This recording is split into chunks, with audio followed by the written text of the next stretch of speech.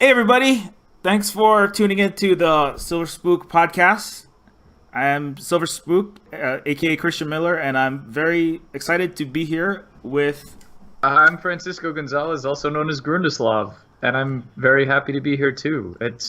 I'm very spooked. uh, I'm yeah, sorry, that was a terrible joke. I no, just wanted to set the tone. no, it's all good. I haven't heard that one in some time, but Oh, yeah, since Halloween. Yeah, no, it's good. I'm glad to finally get to talk to Francisco. I've been following the Blue Cup Tools podcast, which, well, for people who are not from the AGS world of things, in the adventure game world and the adventure game studio world, uh, Francisco Grundislav Games has been around for a long time, much longer than me, and I've been keeping up on the games that he's made. He's made a lot of great adventure games, including trying to get your entire. Well, Shardlight is the one I played, and I really like that a lot. It's up there with some of my favorite point-and-click adventures of all time, along with like, yeah, no problem. Yeah, it's I played that like last year, mhm. and I think of it as like one of the. I mean, for me, it's like one of the best Wadjet Eye games. I mean, the ones published under Wadjet Eye. I'm a science fiction guy, so Primordia was the first one I ever played. That's what brought me into AGS. Techno Babylon was the second one I played, or one of the. Those were like my top. Those are my favorite ones. And then Charlotte was a more recent one that of the post-apocalyptic ones. That's probably my favorite post-apocalyptic adventure game with Shardlight. So yeah, so I've been following Grundislav for some time, and I'm kind of like playing Pokemon with Wadjet Eye creators. Is what I'm doing. I've got Mark Yohalam. I've got James Dearden. I gotta collect them all, but now I've got Grundislav games. So Nice. Ben's next. Sucker, get ready. No, well, you can come to Hawaii if you want. Well, he's in Australia, so I guess it's got nice waves there too. But anyway, so enough jokes aside, I'm really happy to be talking because we'll talk a little about Shardlight, but Grundislav Games is releasing Lamplight City, which is another point and click adventure game, and it's I've liked everything I've seen of it. I've read a lot about it. It sounds like it's got some innovations on the point and click adventure game concept. It looks great. It's got like great art. I like the steampunk-ish theme. Maybe you want to just talk a little bit about Lamplight City? Sure. Is there anywhere specific you want me to start, or do you want me to just babble?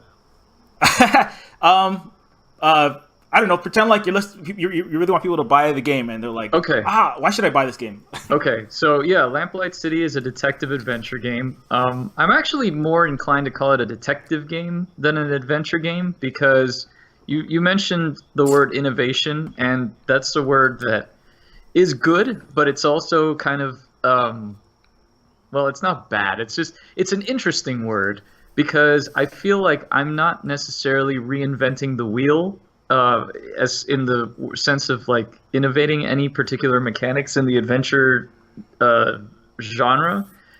But I do feel like I'm doing some stuff that's different that I don't necessarily know how it will be received. I hope it'll be received well, but basically what I'm trying to do is appeal to an audience that likes the more investigative and sort of detective work elements of detective games rather than adventure game elements. Like the main thing that sets Lamplight City apart from most traditional adventure games is that there's no inventory. And a lot of people, when they hear that, they're like, "What? No inventory?" But there's actually a few adventure games that did that previously, like the Blade Runner game from Westwood that I was a big fan of, and I know a lot of people enjoyed. Me That too. Yeah. didn't. What's that? Sorry. Oh, I said, yeah, I like that game too. Yeah, that game didn't have an inventory. That game, you just basically walked around and picked up clues, and you could analyze like photographs and things like that, and do the VK test and everything. But there were no inventory-based puzzles, and that's basically the same approach I'm taking. But anyway, to give you a more general overview, yeah, Lamplight City. It's a detective adventure game. You play as a detective a former police officer turned private investigator named Miles Fordham, who his partner dies, and he is on a quest, for lack of a better term, to find his partner's killer, or the man responsible for his partner's death. The twist is that his partner, he hears the voice of his partner in his head, and he doesn't know if it's the ghost of his partner or if he's just going crazy, but it's affecting his life. His relationships with his wife is sort of strained because he's keeping this big secret from her. He's kind of taking these cases. His contact in the police department is giving him these cases to solve just to kind of keep him busy. But he's also trying to find some kind of lead to find his partner's killer. And of course, everyone on the police force blames him for his partner's death, so he doesn't really have any friends in the police department anymore aside from the one. And so it's sort of, there's an overarching story of this, but then the game is divided into 5 different cases.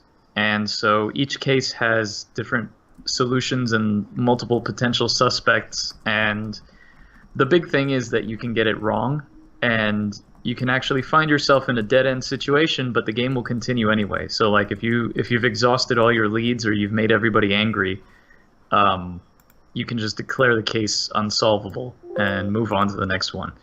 And that'll affect how the story plays out, but you won't ever find yourself in a situation where like you didn't do something right, so now you're stuck and you can't beat the game. And yes, it's set in a sort of alternate history, kind of steampunky Victorian past. I think that's everything. Okay, cool. Yeah, so yeah, a lot of stuff going on there. I like all the concepts for sure. The interesting thing, I guess, is that well, apart from the Blade Runner like no inventory and the fact that you can get it wrong. I mean, I won't. I haven't played probably as many point and clicks as you guys, but I'm guessing that like that kind of thing where you can't where you don't solve the case. I can't remember, like there's a lot of detective point and click adventure games, but I can't think of one where you, other than maybe did Blade Runner work like that where you could play it and you could not solve the case? Was that a thing that could happen in Blade Runner? No, Blade Runner, well, the thing with Blade Runner was it was really just one big thing, and it was that you were hunting replicants. The sort of innovation that Blade Runner did was that there was a select set of characters that randomly were determined at the start of the game whether they were human or replicants. And like you could accidentally retire, or maybe not accidentally, retire a human. I think the game would end, like the cops would show up and kill you or something. But as far as getting things wrong, like I think maybe there was bits where you could let people escape. Like I know there's one character that if you go up to her and you're like, "Hey, I want to talk to you," she'd run away and like you wouldn't be able to talk to her ever again. But the game still let you finish it. Like that's kind of like what most detective adventures do. And that's kind of what I wanted to break away from. Like, I don't know if did you play LA Noire? I think I played some of it. I didn't finish that one though. Yeah. Yeah, the thing with LA Noire, and there was also some Sherlock Holmes games. There's the more recent ones that have been done by Frogwares, like Sherlock Holmes Crimes and Punishments was the most recent one. But then they put out one, I think last year, called Sherlock Holmes: The Devil's Daughter, which I haven't played. I actually just ordered it like yesterday, so I'll be playing that one soon.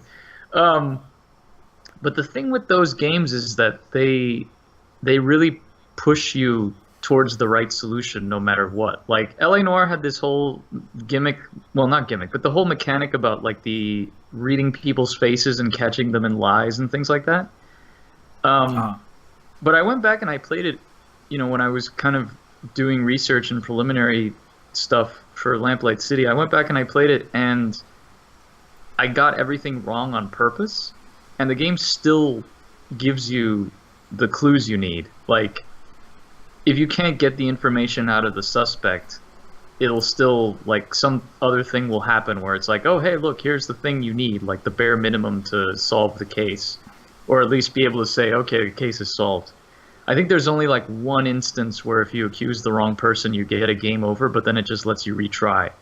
And like there's other times where like, you know, you're chasing somebody or you're tailing somebody, and if they see you, then it gives you a game over and you have to start again. But the game doesn't let you, for example, tail the person, and if they see you, then they go away or they run off, and it says, oh well, you screwed that up. Um, so that's what I wanted to play with. I wanted to see and kind of break away from that adventure game trope where also like if you talk to a character and there's a dialogue puzzle and you get it wrong, or you intentionally like say the wrong thing or whatever, like the character will get amnesia all of a sudden, and then you can start all over again until you get the right solution. Like I didn't want to do that. So like if you have a dialogue puzzle and you're trying to persuade somebody to give you some information, and you know, you say something that makes them angry, they're going to stay angry at you and they're not going to talk to you anymore, just like in real life. So so again, it's not really an innovation or anything. I mean, unless I don't think I'm the first one to ever do this. I'm not trying to reinvent the wheel, like I said once, but you know, I want to push it more towards something that maybe hasn't been done so much. So yeah. Oh, I see. What's that? Oh no, I was done. I forgot what the question was. I kind of went off on a tangent. Yeah, it's all good. It's all good. That happens on the Social podcast. It's good to be in good company, not just me doing it. But anyway, believe me, we do it on Blue Cup Tools all the time. Yeah, I guess so. Yeah. But yeah, I mean, yeah, I know what you're saying. You know, you want to be able to, you know, have realistic, you know, dialogue interactions without having to, you know, make it. I guess at some point, you know, it's a game, so you can't, you know, if you. I get one way to do it. If you, I guess, it's less work in terms of the amount of writing and you know, a situation scenarios you have to account for. If you just have the character get it wrong, you said the wrong words. Oh, that's too bad. Well, just come back and say the right words. And but I guess you sacrifice, you save some time, I suppose, but then you sacrifice some believability. So that's a trade off. And so I'm guessing. So this is what I would ask: is like, so how has it been? You know, it seems like you would, for example, if you say something really mad and you piss off somebody that's a witness or something, it seems like you're gonna have branching. How do you account for like not just having an exponential explosion in the amount of scenarios you have to create? Or did you just create a lot of scenarios, or how was that? Well, the way I tried to structure it so that I didn't have this giant amount of stuff to deal with was each case I kind of kept it to about 3 at maximum potential solutions. That was a challenge too, because obviously each case has to have a right solution, but it also has to have at least one decoy solution. And so I needed to figure out what believable decoy solutions could be, like, you know, so it wouldn't be obvious that it was like, okay, well, so-and-so is obviously the murderer, and if I screwed up this lead, then, you know, I'm not going to bother going with the other potential ones because I know for a fact that this person is the culprit or whatever. Like, it was an interesting challenge to come up with those situations where you had to have believable alternate things. And in some cases, it was like, you know, there's a couple of cases where like there's one thing that the person that's the potential suspect is obviously not the person, but they're kind of a jerk. So you can be like, well, you know, maybe they deserve to go to jail for a while for this, and maybe I deserve to pin the crime on them. So like that was fun to do. But yeah, basically I just tried to keep it to 3 or less or fewer. Well, at least 2, but no more than 3 possible solutions. And the final case is sort of the one that wraps up the whole overarching thing. So there isn't so much like if you get it wrong, it ends the game. You get like a different ending rather than just like, oh well, I accused the wrong person of killing my partner, because that would have been a bit silly, I thought. So it's a little bit more high stakes at the end. But the ones in the first 4 are a little bit more open, I guess is the word I could use. Oh, I see. So about how long will it take you to play? If you just did one playthrough, how long would it take approximately? Well, my goal was to have like the optimal solutions through each case take anywhere between an hour to an hour and a half. So if the prologue takes maybe like 15 to 30 minutes depending, and like each case takes maybe an hour and a half or an hour or 2 hours or whatever, I don't know, maybe somewhere between 8 to 10 hours, maybe 12 depending on how you play. I mean, the thing too is that I want to encourage replayability because each case does have different solutions, and so if you get one wrong, I don't want the player to like reload and go back. I want them to, finish their playthrough, and then if they want to try something different, encourage them to go back and play again. But yeah, I think I'm going to do that through achievements also. Just like, if you want to get all the achievements, you're going to have to play through a bunch of times and get all the possible solutions, so. Right. Yeah. No, that's that makes sense. So I mean, it does sound like an interesting way to get around that problem.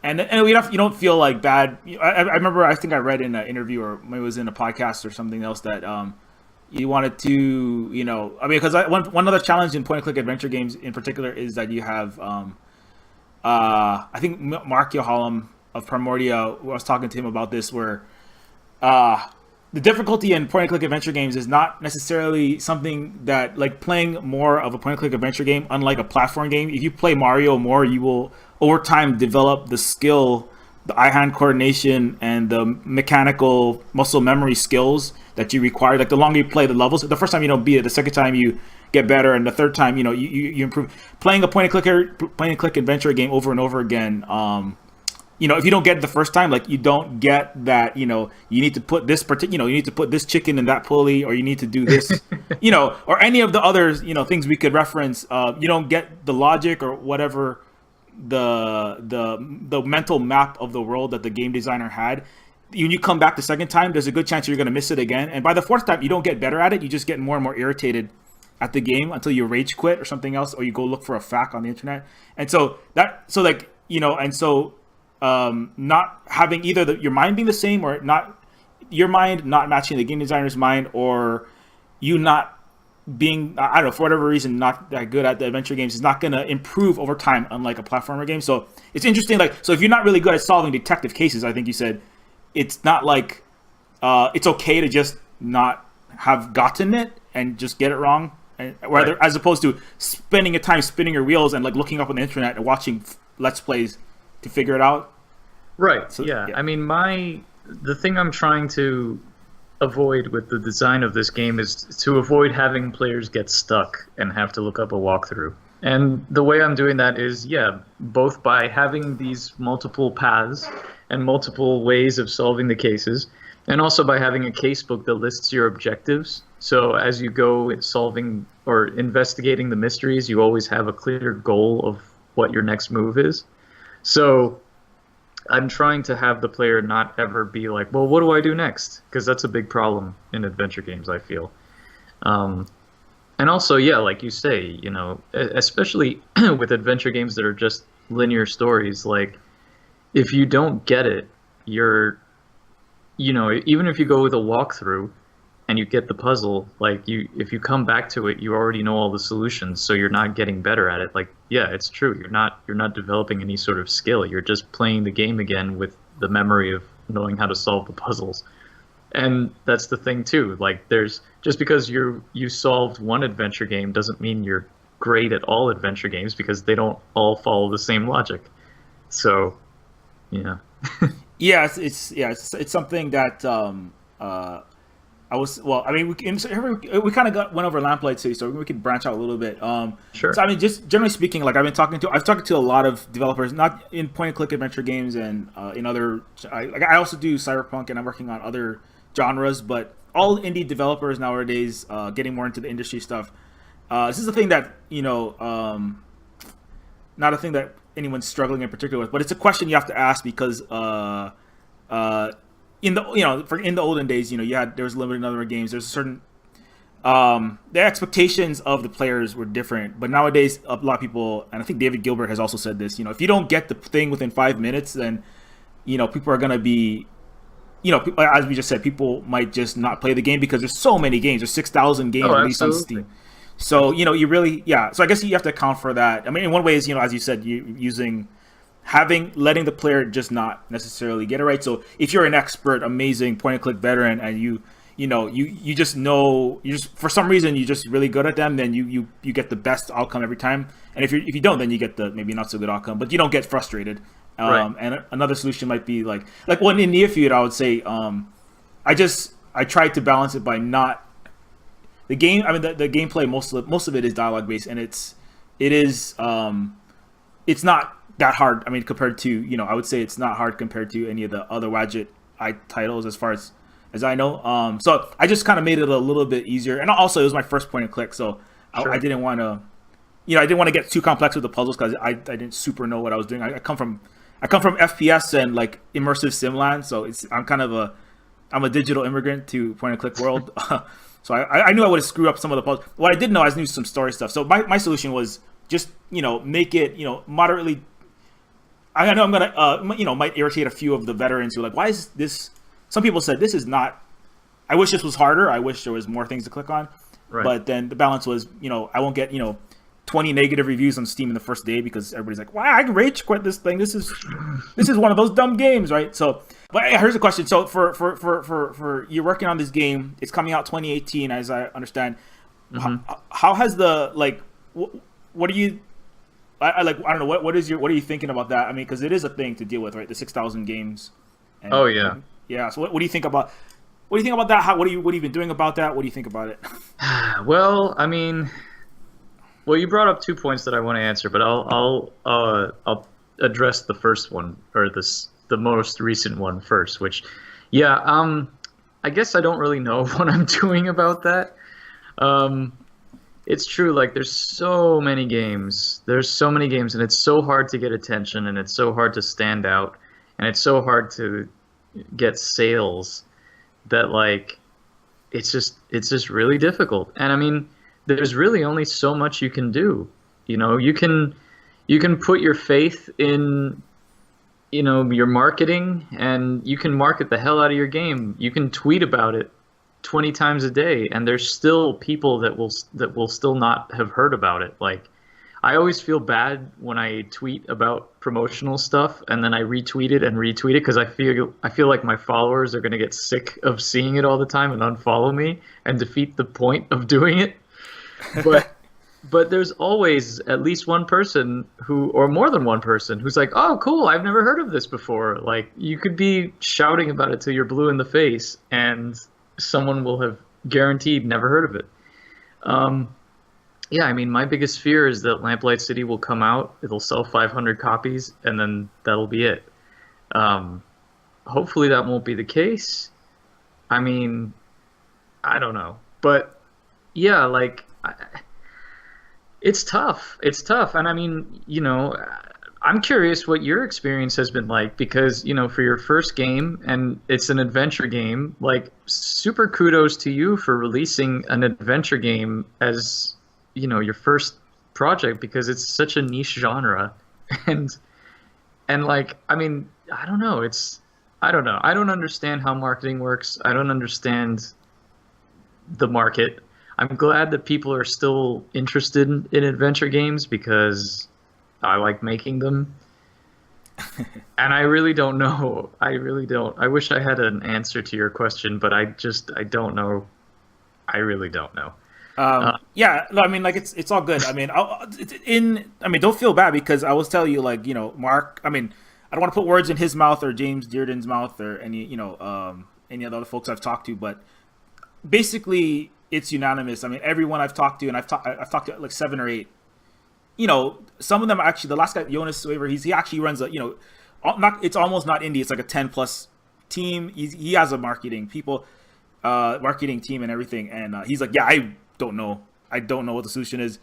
All the adventure game creators I've talked to, I hope, I'm crossing my fingers. My plan is find a bunch of rabbits, step in a bunch of dog doo-doo, find a bunch of four-leaf clovers. I mean, I don't know. And, just try your best, right? I mean, that's what, sure. I mean, and to answer your question, what have I been doing? How has it been for me? yeah, it's been scary. 20, and it's it was my first adventure game. It was my first commercial game ever. I've been indie developing for like 20 years. Yeah. As I said, I came from. I'm gonna retread a little bit of ground, but just to I always say this, but I've been making games since the 90s. Half-Life 1 mods.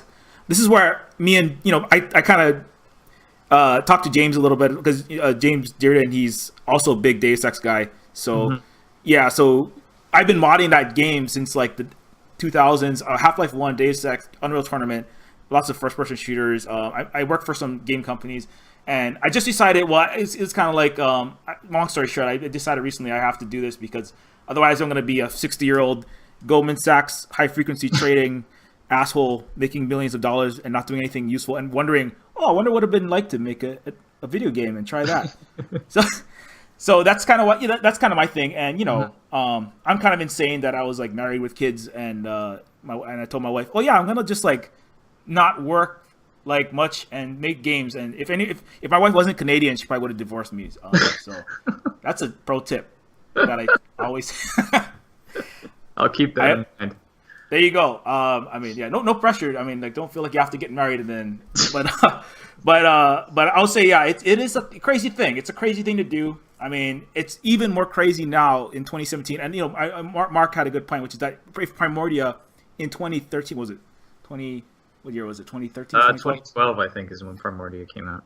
Yeah. So when it came out, it got all the there's hardly anything. There's like one game a week, and the last developer talk, you said one game you are on the front page for 1 week, right? And so you got a good hundreds of thousands or millions of people see it. Now even with 20 million or whatever the audience was, it was still good. And but today you come out, you have 60 minutes on the front page, right? So that's like you have 60 minutes to sell. And I was watching this video on how to make sure that you get like 10% click through to make sure that you make the sales in that 60 minutes. You got to choose a day that's not a AAA release and it's not Easter, and you got to choose the exact time, because if you don't, you're screwed, right? Because it was just like, it's scary as hell, right? And I'm like, shit, I didn't even know that. Like I had no idea. I tried to get as much. You try to get as much info as you can, right? You're like, sure. You research, you talk to people. You're like, when is a good time to release? I met some nice PR guys. Like I talked to Mark and James, as and some Wadjet Eye folks and some of my other indie developer friends. What do you guys think? What's a good thing? And and they gave me all this advice. Get all your reviews in. I spent like a month. Like I emailed 1,000+ reviewers and sites and PC Gamer and all the sites. I spent the whole month just trying to get reviews, trying to get somebody to talk about it, and release it all on one day and get just push as hard and get as much. And it came out, and and it's like it was up there for a little bit, and then 60 minutes later it's off, and it's like, I guess that's the end. Well, but I will say this. I mean, if you don't make it, I mean, I think that people who say that you have to make it in that first front page window, I don't think that's correct. I mean, unless you're like an Assassin's Creed game or one of those really big games, or I don't know. But I feel like for these niche games, I will say this winter sale has been huge for Neofeud. It's absolutely. Well, adventure games are all about the long tail. You can't expect to have a hit as soon as an adventure game comes out. I mean, one thing I'll say is that I don't frequent. I don't post. I read. I go every now and then. I don't really post because I have. Well, the less said, the better. But I have a few issues with the forum. But sometimes I look at a particular forum, which I won't name, but I know that you're on this forum, so I won't say it. So you'll know what I'm talking about. But okay. On this forum, the Primordia thread is still on the front page, and it has like 30 something or more pages, and Mark chimes in all the time and keeps it going. And so I think that's really commendable. Like, in order to keep attention going for your game and people talking about it, like, that's what you have to do. And apparently it's worked, because according to him, it's gotten better, it's done better sales wise year after year since it's come out. So I know what you're talking about. I will say this. I already give Mark lots of Mark Yohala lots of shout outs because and he has helped me a lot. Yeah, he's like really good with his the one person's public relations army. Mark is he I swear to God, he responded to someone like there's like a Near Feud reviewer who mentioned Primordia and he responded to them in the Near Feud Steam page. Wow. And I was like, where do you find the time? Like I was like, wow, man, you're like supporting fans of your game in other people's review pages. This is like that's intense, man. I don't know if I can handle that. Yeah. So, but anyway, yeah, it's total. I think it is. You know, I don't think like I mean, it's scary because it's like 6,000, so many games. It's like and next year it's probably going to be like 10,000 games. Yeah. You're gonna have like half an hour. So I think like I think. I mean, I can't tell you what the answer to that is, and like, I mean, I'm not a marketing genius. I am definitely not. I'm like, I learned like, as I'm on my game. Like, I know you did your game yourself, so kudos to you also for doing all of that stuff because I know how much work that is. But writing, art, music, programming, and some of the voice acting stuff. I didn't. That took me 20 years to get most of that stuff at least passable. To be able to kind of like take that on without having to farm a lot of it out because I didn't have any money to pay anybody. But I will say like marketing stuff, I'm not very good at by any stretch of the imagination, but I will say that like it does seem to me that the answer is that it is a longer and fatter tail rather than a big, opening day blockbuster splash. I think that is a feature of if you want to be a successful indie dev as a commercial. Yeah, absolutely. Yeah. That's what I thought. Cause I can't give you like sales numbers and stuff, but I will say like the winter sale. And like having the support of some of these guys, like I had, I don't know if have you heard of Funhouse, Rooster Teeth Production it's a YouTube channel that does like it's a comedy channel. It's kind of like but it's got a lot of subscribers, like 1.3 million. And so a couple guys just decided I'm gonna do a let's play of Near Feud, and then Mark's like, it's called Funhouse with an AUS, and this guy decided what's his name Lawrence Sontag. He just decided I'm going to do a play of Near Feud, and it got like 200,000 views the first day in the middle of the Steam winter sale, and That's great, yeah. And so like I couldn't predict that. Like there's nothing that there's no marketing skill that I could have had. Yeah, sometimes you just get lucky and you get a push. Yeah, and then at the same time, and then Mark Yohalam's like, Near Feud is great. You guys should check it out.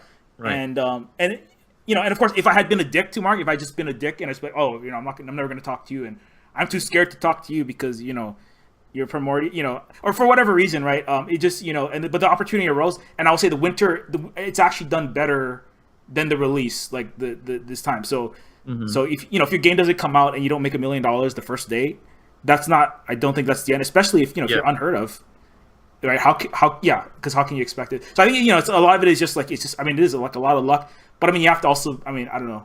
I sound like a self-help poster now, but you have to be open to the opportunities. You have to just put the goodness out into the universe and hope that it just comes back. Well, it's true. It's true. And also, be nice. Be nice. That's something I think a lot of people... I don't think it's a rampant problem, people being dicks, but I think something you can forget. But it's very important, be nice, because this industry is very small.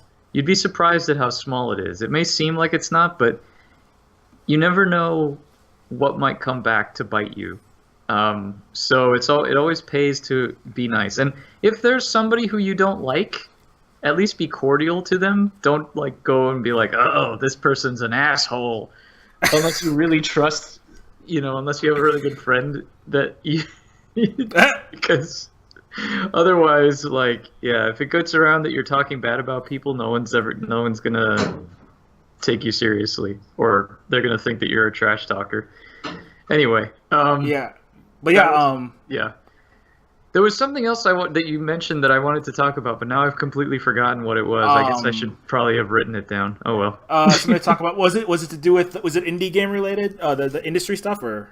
It was before you asked about the. Sorry, my heater just turned on, and when my heater turns on, it makes horrible noises. I get distracted. It's all right. Short attention span, apparently. It was something about what were we talking about before we got into the whole advertising and getting noticed stuff? Was it to do with point and click adventure games specifically? Yeah. One thing I've come to realize as far as like puzzle design and stuff is that it's impossible to please everybody. Because like I've never liked designing puzzles in adventure games, which is really weird because if you think about it, that's kind of what people associate with adventure games is the puzzles.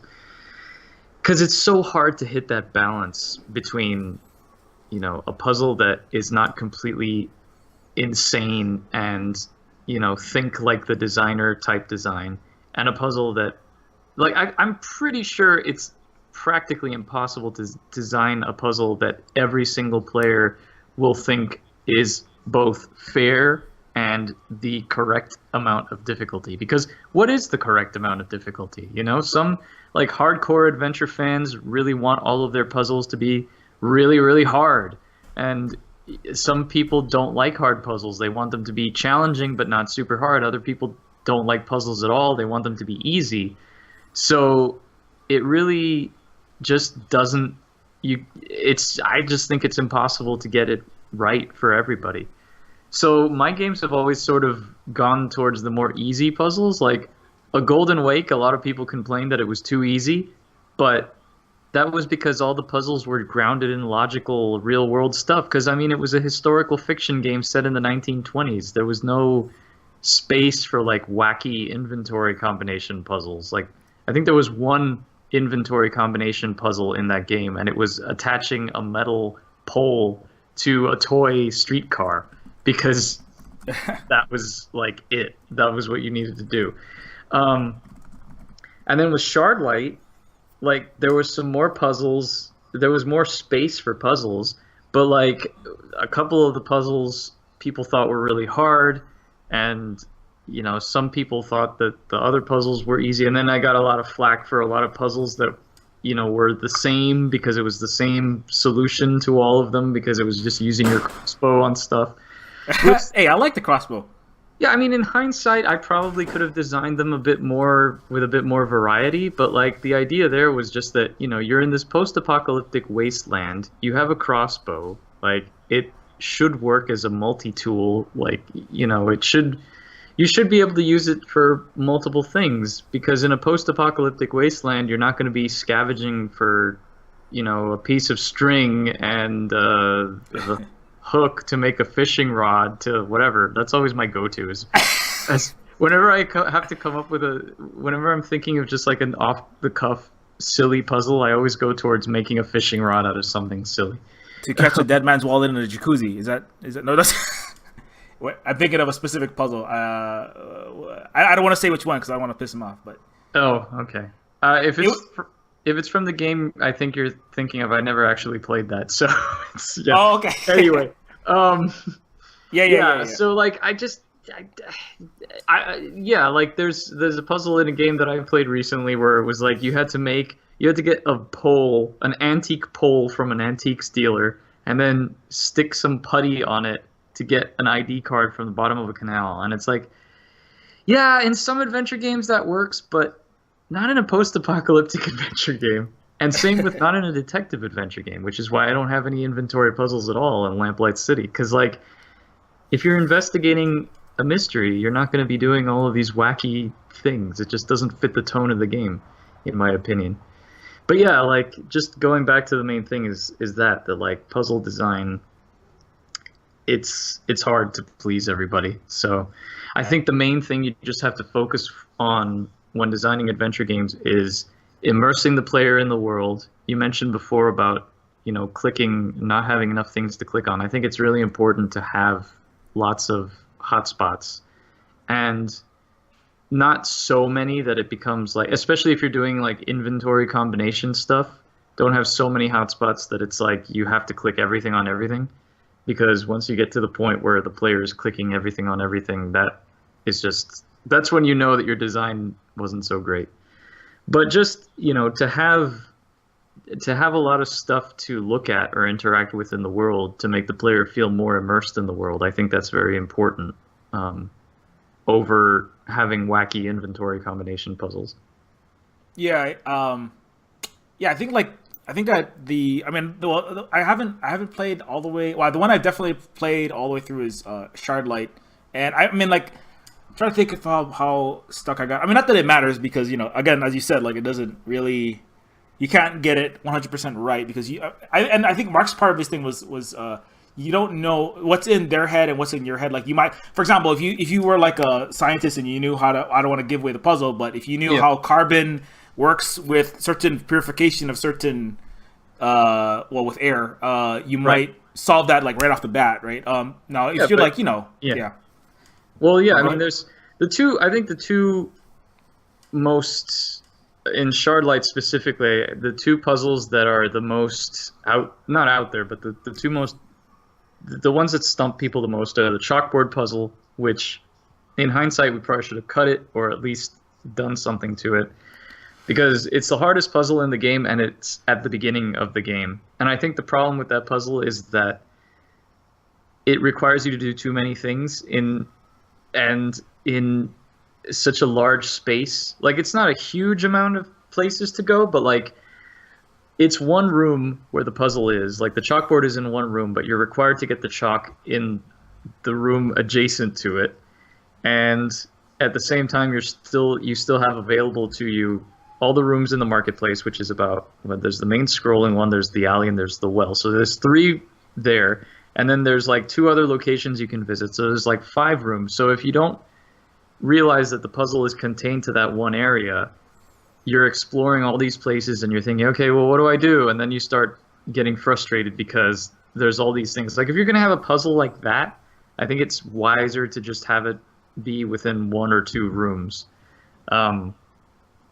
So yeah, there's that. And then the other one was later on in the game when you get to the rebel hideout and you have to do the string puzzle with the chalkboard. And that one I've been like mulling over a lot recently because that's the one where like I've caught a few Let's Plays or streams of Shardlight, and that's a big sticking point. And the problem with that puzzle is that it still has like some vestigial stuff from the previous design, because like originally as it was designed you couldn't look at the chalkboard because the character that's in there, Denby, he was blocking it, and so the goal was you had to get him out of the way before you started looking at before you were able to look at it. So when Dave played through it, he was like, I don't believe that this little skinny kid is blocking her view. So like that shouldn't be an issue. You should be able to look at the chalkboard. And I was like, okay, yeah, that's true. But I didn't go back and think, okay, well, maybe we should rethink the whole getting him out of the way thing. Because like plot-wise, you have to give him the lottery ticket so that he goes and then you have to go rescue him and whatever. So like the whole structure of the puzzle was that you needed to give him something so that he would give you the strings so that you could then solve the puzzle. And in the end, the way it is, it's really stupid because it's like, why does he have these random strings? And one of the problems that happens is when you first get there, the guy who dies, Clem, he's like, oh, the vase. And so you look in the vase and you find this note that has stuff blotted out. So then most players, they see this note and they're like, okay, this is obviously going to be used to solve a puzzle. And then they look at the chalkboard and they make the connection that there's these letters on the blackboard, and they see the stuff on the paper, and they're like, okay, so I have to solve this puzzle. But then they don't have the thing that they need to solve the puzzle. And in talking to Denby, he sort of gives you the hint that he has green lung, and so you should give him the lottery ticket. But you forget about that because you're preoccupied with solving this puzzle. So the leap of logic there of giving him the ticket sort of gets lost. And so people are so preoccupied with solving this puzzle that they're like, all right, well, I need something for this. And they like focus on that. And then when you give Denby the thing and he gives you the strings, it's like, oh, well, that's stupid. He just happens to have these strings. So like, yeah, I've been thinking a lot about how to redo that, and I realized that probably a better way to do that puzzle would be like keep the thing the same, but have Denby give you the paper when you give him the ticket and find the strings in the vase. so that you wouldn't necessarily put together what to do, and also telegraph more that he's dying of green lung so that she could, maybe give him a cough or something. But yeah. Yeah, I mean, like, sure. There's a lot of ways you can improve Coulda, on the shoulda, right? Yeah, a lot of things, but I think like I mean, ultimately it's I mean, like, yeah, you kind of just have to at a certain point you have to kind of just let it go, because I think it's if people really like the game, I think, like, for me it's like if the world is interesting, the characters are interesting, the the art is it's like nice, something about that strikes you. I think that for me, that's what keeps me playing through the adventure games. And if I have to, I really so stuck on this. I'm like, I don't have now I'm working and I don't have like time to be like wasting on just burning through a month worth of time just trying to figure out one puzzle like you might have done in 1990 or something as a kid with no job. But nowadays, right? But if it's like, if you really like it, you'll get through it, I think. And I think that it's and I will say I got all the way through Shardlight. I don't get through all the adventure games that I play because I get really stuck and I don't have time. But I did get all the way through Shardlight because I like the world, I like the concept, I like the I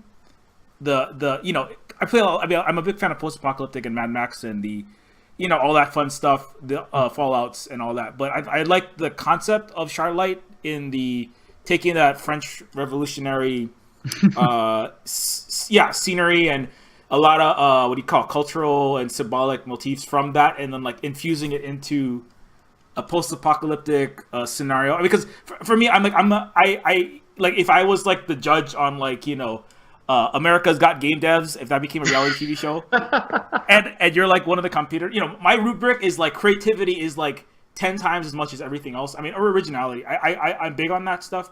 So like I really like that, because I play a lot of post-apocalyptic games. I play a lot of games that are set in an historical 1700 1800 thing, but I had never seen that before, and so that it really stood out for me like that. And I don't know if it stood out for everybody who's ever played it, and I don't know I can't tell you what everybody thought, but I really like that. I'm also big on I'm a cyberpunk fan, so class struggle and revolutionary and commentary, social commentary, political commentary stuff. I'm big on that kind of stuff. So I liked all of that aspect. That's what kind of kept me going. So even if there was a puzzle, I think to be honest, I solved the Chuck puzzle pretty easily. Like that one didn't hinder me too much. But the ones that I did get stuck, I just was like, you know what, I'm just gonna go figure this out, because I really want to see what happens to Amy and see what happens at the end of this game. And so I think now on the other hand, like if your game was just another regular old detective game or just an post-apocalyptic game, I think I would have maybe like I could probably get through this, but the payoff at the end, I'm not sure it's gonna be worth it. So I think I would say don't beat yourself too much up over those puzzle things, because I think I liked everything else about it. And you wrote the whole thing, right? You did all that. Yeah, so I mean, I don't know. Anyway, that's what struck me. I mean, the only puzzle I got stuck on might have been I don't know. The multi-run puzzles, but I mean, to be honest, I think that some of the Primordia, Primordia is not even super hard, but I had more stuck parts in Primordia and definitely Resonance. Than Resonance Shardlight. is a tough one. Yeah, Resonance kicked my ass, man. I was like, Vince. So it's funny because, it's fun. It's like you can tell with each designer what their strengths are. Like Vince is super. I mean, this is not to say that obviously by everyone, all the designers have their strengths. I'm not like saying by saying that they have strengths that means they have weaknesses. I'm just saying every designer has something that they shine with. And Vince is definitely a puzzle guy. Like Vince is very much a logic puzzle guy, and that comes across very much in Resonance. So yeah, but yeah, I just wanted to say thanks. Like that really, I'm really happy that you feel that way about Shardlight, because like that was one of the things that I enjoyed most, was sort of creating that world. And like, even though we were doing post-apocalyptic, I really wanted to make our post-apocalyptic scenarios stand out in a way. And I just really had a fun time like coming up with the whole aristocracy and like that whole aesthetic. What was the guy's name? The head guy? Oh, Tiberius? Yeah. That I love that guy. That guy was yeah, great. Tiberius was a great character to write. but yeah, like, and of course, again, would have, could have, should have. Like, there's certain aspects that I wish I could have gone back and like developed more. Like, Danton could have used a little bit more backstory or just like development in game, and like I should have put in a scene with like the other aristocrats, because you only ever see Tiberius, but like you hear the names of the other ones, but you never actually see them. Like I should have had them in somewhere, but even if it was just like one scene, whatever. But anyway, overall, yeah. I'm happy with how Shardlight turned out. I'm not like trying to beat myself up on your podcast about this. Selfflagellation podcast segment, no. Yeah, exactly. But I like, and I can see what you're saying. Like, I mean, I would say like, I sometimes I think, I mean, to put a positive spin on that, I think is that the things that are alluded to that, we could explore all of the aristocrats and some of the other characters, and but I think like it's I mean, because my personal thing is I'm big into Cyberpunk, and a lot of that is just dropping hints about this whole war that happened and this whole this mega corporation that might exist, and you don't really know who they are. Yeah, I mean, sometimes it's not important to show all that stuff, because if you show too much of that stuff, then it's just like information overload. It's better to leave the player let the player fill in the blanks about stuff like that themselves sometimes. Yeah. So I think I got enough. I don't know how long it was exactly, but in the future, like some things that people do is they do these. If you Kickstarter me for $50,000, then I'll put in an extra. I'll fill out some extra things, or we'll have some DLC for all of those. But although you gotta watch out, if you put a lot of DLC, people think you're one of those microtransaction, money grubbers. So you gotta watch out. Shardlight. I mean, I put it up there. I mean, I put it up there with. I don't know about the numbers and stuff. I mean, I know, but it did come out. It did come out in 2016. Was it 2016? Yeah, it came out in March of 2016. So I mean, I know there is the whole thing about this. It's hard to get sales, but I would say like I put it up there with the Technobabylon and Primordia. I mean, I personally do. I don't know what everybody else thinks, but. As I said, Technobabylon is like my go-to like cyberpunk adventure game. Apart from, I mean, like, obviously Blade Runner and Beneath the Steel Sky, but within the last 20 years. And then you got, Primordia is like the. Well, I guess it's also it's sci-fi, but in Shardlight's like it's up there in the Hall of Fame for me. So I appreciate that. That's and he didn't. This is the first time I ever talked to him. He didn't pay me any money to say that. People always accuse me of this. Like, dude, like, I it's all good. I mean, like, I'm just a fanatical guy. I really like. I'm a big. It's adventure games, indie games, and science fiction is kind of my native territory. I'm post-apocalyptic also. Fallout is one of my favorite. It's like Deus Ex and Fallout are two of my favorite franchises. So, but yeah, I mean. One thing I was going to ask you about, I mean, I kind of go all over the place with these things, but I want to ask you a little bit about like your personal, I mean, because as I mentioned, I like the world building stuff in Shardlight, and I understand the Golden Wake has a lot of history in it, yes. and Lamplight City again, right? A lot of like it's not just your brand. Not that I don't want to say that you have a thing. I don't want to pigeonhole you, but you have a lot of researched, history-based games, and so sure. I just want to ask you, like, what is your background? Like I don't know. Before you were making games, like, what did you study, or like, where are you from? Or, I don't know. Just like what led you to this point? Yeah. Well, I was born and raised in Miami, Florida, and that's why A Golden Wake is set in Miami. Right. And I guess I've just always had a thing. Not always, because like every kid, in school, history was always boring to me. But as I got older and like in college, I was actually I started off as an art major, and then I switched to history, and then I switched to, well, that's not important. But I was a history major for like a year, and it was mostly because I wanted to take like history of the Caribbean, so I could write a term paper about pirates. Because I love Monkey Island. Right. But I don't know, like, growing up, like, I guess it really has to do a lot with adventure games, because, like, playing adventure games, like, I really like Monkey Island, even though Monkey Island is in no way, shape, or form historical. It's just comedy pirates. But I just, like everybody who played Monkey Island, I was really into pirates, and I wanted to learn more about them, and so I did. And then I played the Gabriel Knight series. and I really liked how that whole series kind of took historical elements and wove them into this fiction. Same with Broken Sword. So I don't know, I just was always intrigued by that, and to me it just seemed like something cool to put in games. So yeah, like with A Golden Wake, obviously having grown up in Miami, I had, learned about its history, and there was that particular time period that I thought was interesting, being the 1920s and the whole Florida land boom and everything. And so I thought that would make an interesting and unique setting for an adventure game. And so that's where A Golden Wake came from. And with respect to Shardlight, I talked about this a little bit in the commentary, but like the idea for Shardlight started off, I wanted to make a game set in like medieval times during the Black Plague. And the whole sort of thing there, the two ideas were, I wanted to have the game set during the medieval times during the plague, and I wanted to have a character that represented like death and the Grim Reaper, and have it be like a giant raven. And so when I started talking with Ben, and like we decided we wanted to make a game together, and we started brainstorming more ideas, we kind of took those elements and put it in the post-apocalyptic setting and developed it from there. But yeah, I wanted to also, since we were going to do the whole class struggle thing and the whole revolution thing, I looked to the French Revolution, and that's why I used the names like Danton and the Roman emperors and stuff. And as far as just like the dress sense, I just really like the aesthetic of like, French Revolution era aristocracy.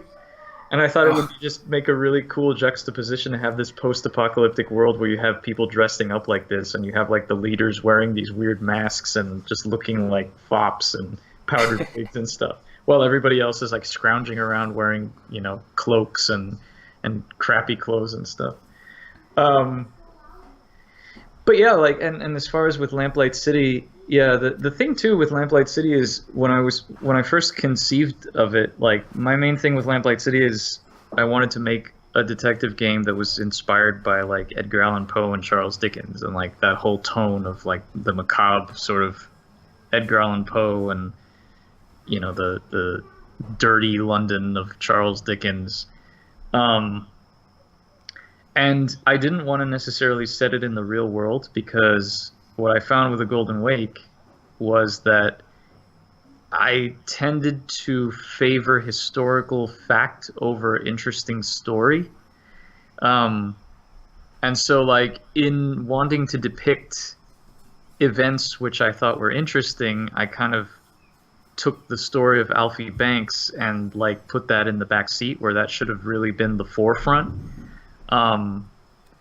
So yeah, I just was like, well, I don't want to set it in London per se, because if I set it in London, then I kind of have to be, I'll kick myself if I'm not historically accurate or geographically accurate or anything like that. And so like I figured, okay, well, I'll just make up a city, because I really like New Orleans, obviously, because of Gabriel Knight and because of having visited there several times. Like, so I wanted to incorporate elements of New Orleans, but I also didn't want to set it in New Orleans. So I was like, I'll just make a hybrid New Orleans, New York, London, 19th century city, and make it my own thing. And then that way I don't have to worry about being historically accurate. But I also, took elements from history, like the whole Industrial Revolution. Like, there's steampunk elements, but I hesitate to say that it's a full steampunk game, because steampunk is one of those things, like, I don't think it's as well defined as something like Cyberpunk. I think a lot of people argue about what steampunk actually is. Because, like, a lot of people think steampunk and they think, well, it's just Victorian era stuff with gears. And other people are like, well, steampunk has to be, people with mechanical arms and, like, steam-powered machine guns and all these crazy things that, like, fantastical, amazing things. So it's like, people are very passionate about their opinions on steampunk, I've found. Yeah. So, yeah, my game isn't really, like, It's basically the Industrial Revolution is happening, but it's slightly more advanced technology than the actual Industrial Revolution. But there's still the themes of like class elements, and there's still people who are afraid of this emerging technology, and there's like a group of people who are going around destroying it and things like that. But it's very much in the background. It's not like it's like it comes into play, but it's not like the main focus of the game. You know, like the main focus of the game is it's a detective game. It's just part of the world building. So I don't want to put it out there and be like, yeah, it's a steampunk game, and then have people come in expecting, you know, Techno Babylon but steampunk and not get that and be disappointed. So that's why I call it steampunk-ish.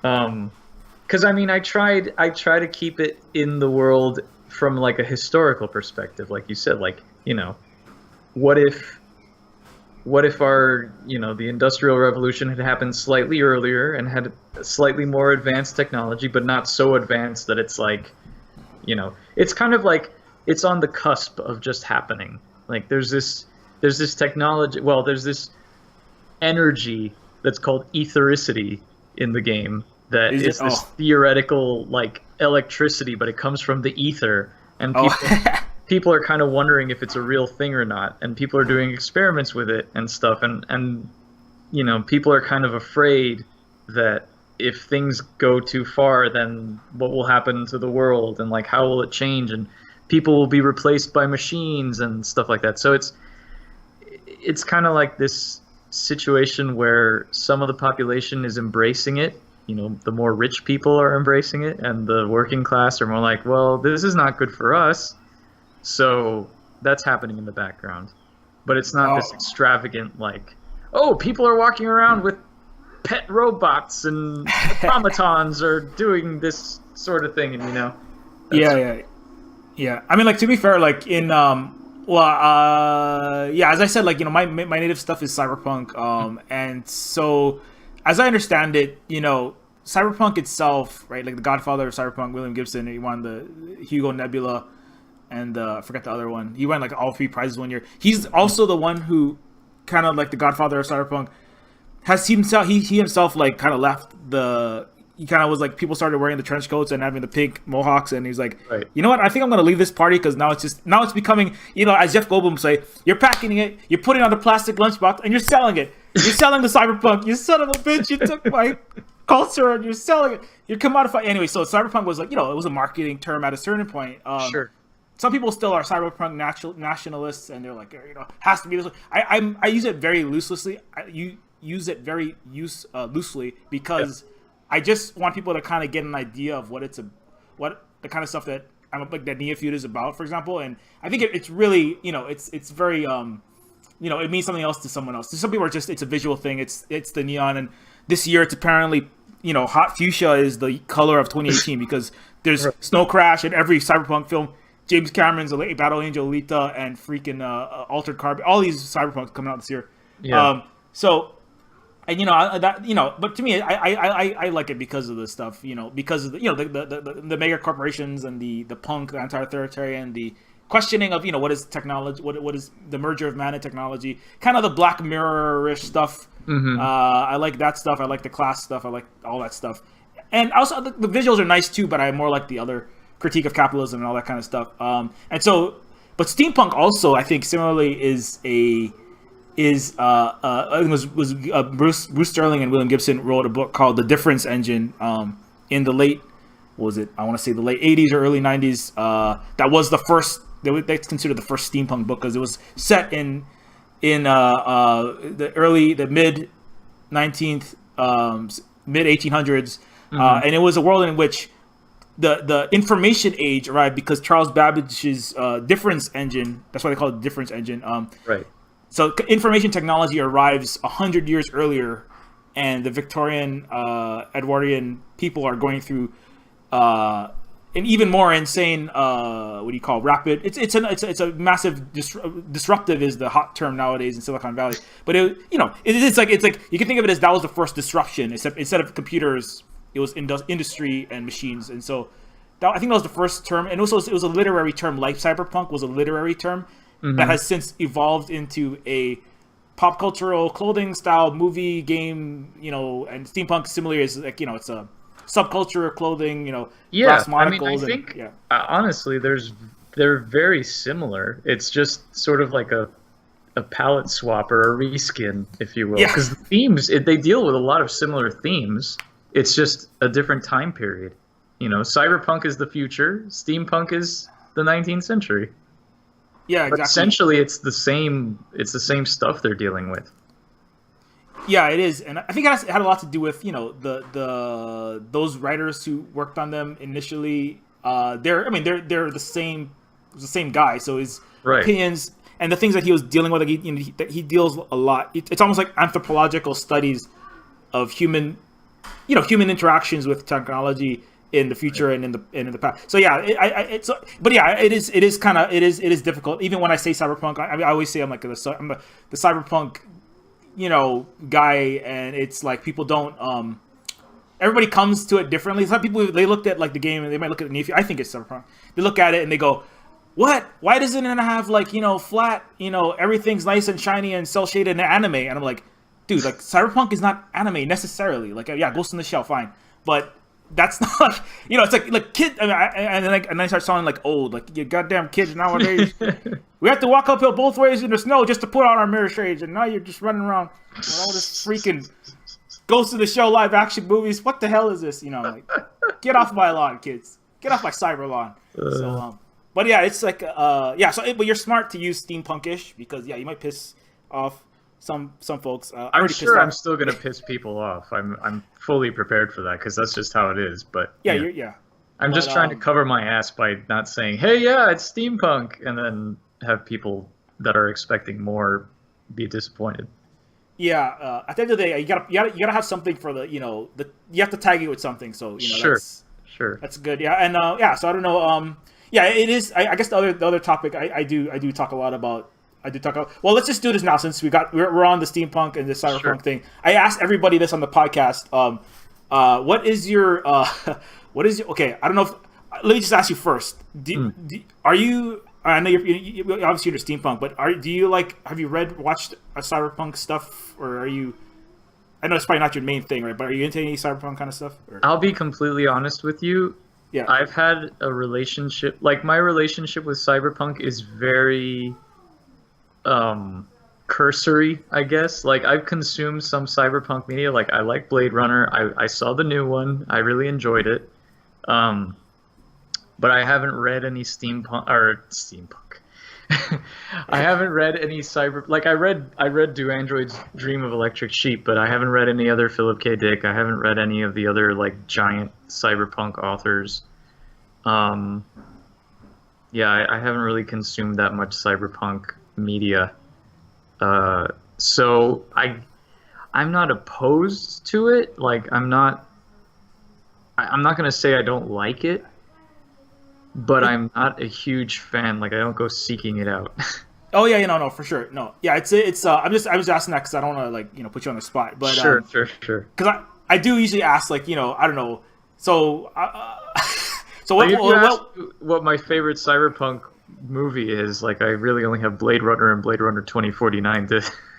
All right, no, that's good because it'll continue my I'll continue my streak of that's the 10th time someone has said that. So okay. Well. Don't feel bad because everyone has said that. Every single person, including James Dearden. Wow. Including James Dearden. Okay. So yeah. So he is definitely he's into cyberpunk. His Deus Ex is his favorite game. Sure, of course. So I played Deus Ex. I like Deus Ex. There you go. Well, that's so. I guess I have consumed more cyberpunk media than I thought. There you go. So you're not fired off my podcast just yet. No, just kidding. Okay. No, just I don't really take it seriously. I mean, part of the reason why it's weird in the sense that my identity is kind of really wrapped up in it because I was my community, kind of like AGS, like these internet forums kind of become your found family in a certain sense a lot of the time, especially for weird nerds and people into weird geeky things. Sure. So my first family was like the William Gibson message board, right? So William Gibson is the big, he's one of the first authors. So my, all the in jokes I know are some reference to some book from his thing. My wife, I met Mrs. Silver Spook at the same time that I met William Gibson at the park, and he was taken, so I ended up marrying her. So that's kind of it's like I'm glad joking, that worked out. Yeah, it worked out well because he's like 6'6", so I don't even know how that would work. But anyways, but he's so it's really like I'm not like some kind of weird if you don't like it, then you're bad or something. That's right. I think of Cyberpunk. It is just kind of a silly term, but I like things about. It's more about. I like the things that they were questioning and talking about because of my own upbringing and background. I didn't really have I'm from Hawaii, obviously, so. But I grew up in a weird place, and I always talk about this. But I'll just tell you a little bit because you might not know. Like I grew up in basically have you ever been to Hawaii before in your life? I have not actually. Oh, okay, not that you need to. You're from Florida, but the weather's similar. Let's put it that way. Yeah. But it's like I'm from the Waikiki. I'm from the main island, this big city island, but I'm from like the not nice side of the coconut trees. Okay. It's basically the ghetto side. Sure. So. But I went to, my dad taught at a Catholic school, a private Catholic school, and so I got to go there for free. But if it wasn't for that, we wouldn't afford it. So I kind of like went to the really expensive. I kind of went like in Shardlight terms. I went to school in like Tiberius's palace. Okay. But I lived in the wasteland, kind of. Right. So it was a really weird upbringing. So that's kind of where, and Cyberpunk deals with that kind of like high tech, low life, like, class discrepancies and stuff. Mm-hmm. So it was kind of that's how I came into it, and that's kind of why I found the books and I read them, and that's the stuff that I liked about Shardlight because it deals with a lot of that kind of income inequality and capitalism and critiques of the society kind of stuff. So, anyways, I can go on a long time about that, but I don't know where I'm going with this. But yeah, so let me ask you this: what do you think? I can't ask you the science fiction questions because remember. Okay, well, let's put it this way: what do you think? What do you think is the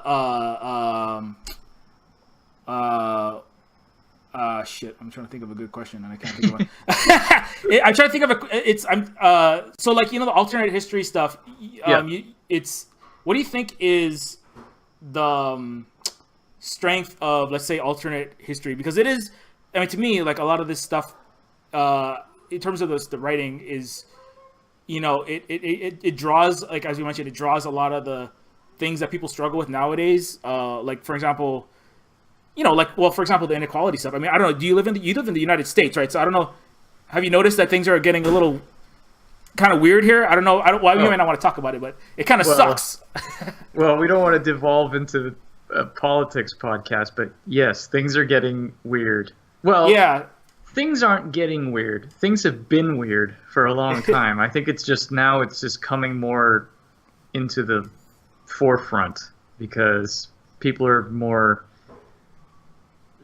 less willing or less afraid to hide necessarily that they are weird. Right. In this very roundabout way that I'm saying this. But yeah, the question was about alternate history and so I don't know how do you think what is like, I don't know, what is the relevance of right what is alternate history good at doing to help illuminate, I guess, the present? I don't know if it is.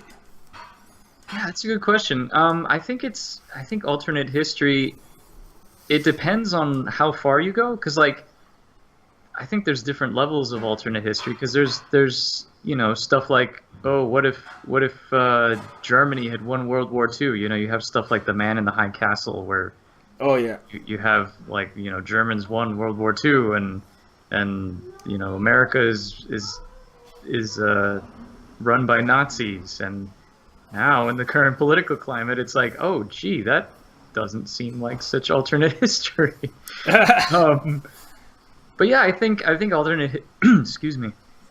I think alternate history is a good way to kind of, show that maybe things are not always so different. Because,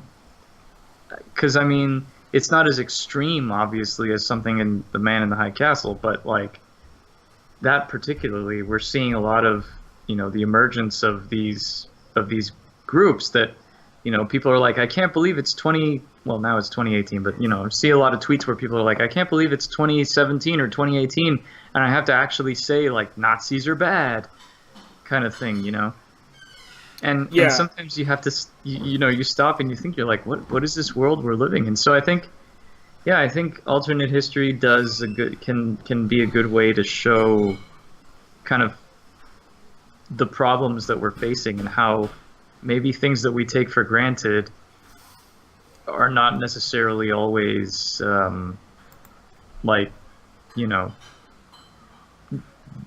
things that we take for granted are not necessarily always going to be able to be taken for granted. Like, I don't know, like the alternate history I'm presenting in Lamplight City is basically just, America is called Vespuccia, and it's still a Commonwealth country. It's still under the control, like the United States never declared, well, it's not the United States, and it never declared independence, so it's still just a Commonwealth country. But people are still living as they would have been in the 19th century. It's just they have more advanced technological things, but there's still a class struggle, there's still poverty, there's still inequality. It's kind of just, I guess, showing that even though they have these magical advances, like one of the things that is in there that originally was a little bit more prevalent in the story, but I decided to dial back a little bit because I felt like there was maybe too many things happening and it was kind of taking away from other things, is the idea that slavery was abolished a lot earlier because the cotton gin was invented a lot earlier, like a steam-powered cotton gin that didn't require slave labor to... This is my World Bible backstory stuff in Lamplight City. There was the cotton gin was invented, a steam-powered cotton gin was invented that didn't require any manual operation. So that was kind of used as one of the points, in addition to the morality issue, for the abolishment of slavery earlier. So, like, slavery existed in this world, but it was gone a lot earlier. And so there's still racial tension in this world, and I wanted to focus on that as well, or at least, talk about it as well. But it's not like this utopia just because there's technological advancements that we don't have. So. Oh, I see. Yeah. That's an interesting spin on the history.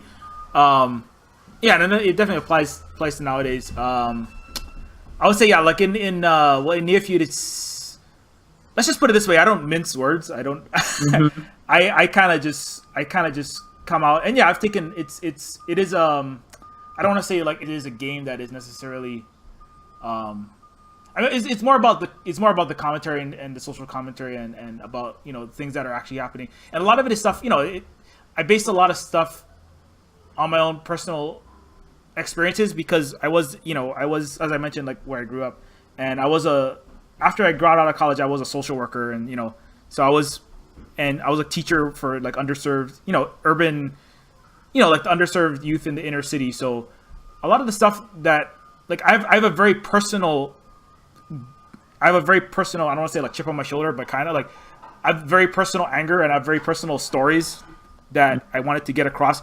And so, and I don't know. I mean, my opinion is that, as an indie developer, so this is I'll kind of pivot out of the political hairiness into indie developing, but I think like it is the one strength that you can do. I mean, and also speaking back to the 10,000 games that are going to come out next year, is how can you stand out, right? Is as an indie developer, I think the one of the strengths that you have, because you don't have 2,000 people with like 100,000 a year salaries to make amazing graphics, or you don't have $2 million for marketing. You don't have you don't have any huge friends in the industry necessarily.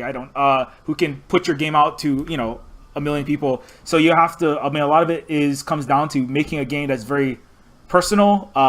That only you, of all the 7 billion or 8 billion people on the planet, only you could make. And that, and doing a lot of things, taking a lot of risks that bigger studios can't take. I mean, the risks that I took are more, I'm taking a lot of I mean, innovation gameplay wise, it's not Near Future is not a it doesn't like again doesn't break a lot of new ground. Like as you say, it's not like super innovative. It's not like creating a brand new mechanic. I mean, the biggest thing is it's a 1366 resolution adventure game studio game, which I don't think there are any that high. So I think that might have been that might have been the biggest difference. But other than that, the biggest thing other than that would be it does kind of make some bold statements about the nature of reality. Well, and one similar to Shardlight would be it takes the French the French it is Marie Antoinette French Revolutionary. There's actual palace at Versailles kind of palaces, except in a neo-feudal society, right? In which the concept is that mega corporations and CEOs of these huge giant corporations, and there's like basically Amazon, Facebook, Google, Apple. There's like 5 corporations that basically run the entire stock market. Jeff Bezos is talking about taking over entire state governments now. Like he's gonna this is happening. And so the concept of what 5 billionaires own like as much wealth as half of the planet, that kind of thing. What is the difference between one of those individuals and an emperor or a king is the question that Nefeed asks. And so it kind of closed those people in just instead of why do we call them philanthropists and magnates? Why don't we just call them kings? And so that's kind of the so Niflheim is kind of it's similar to Shardlight in the sense that it takes a not so nice future and then it overlays and also very unequal, very dystopian past on top of that with the trappings and golden crowns and golden lush lawns and cake everywhere, and everybody's having everybody's you only have a job because you're the daughter of King Coke Jobs or Clinton Bush or someone like that, right. So it's and so the risk it is all, of course it's all fictional, but it is taking it is saying something that it's going to be hard for any major AAA studio to kind of take that leap. And I would wager probably even in the gameplay stuff, like what you're saying about Lamplight City, I think that it's going to be hard for any really big studios. Well, no big studio is going to make a point and click adventure game because there's right. there's no millions of how many loot boxes are you going to sell in Lamplight City, right? I mean, so so anyway, so I mean we could talk about like what do you think I don't know, you can address any of the things I just said if you want. Personal game. How is Lamplight City? I don't know. Is there anything from your personal experiences that go in there, or is it? Well, there's a little. I mean, I would argue that any game has a little bit of personal experiences in it.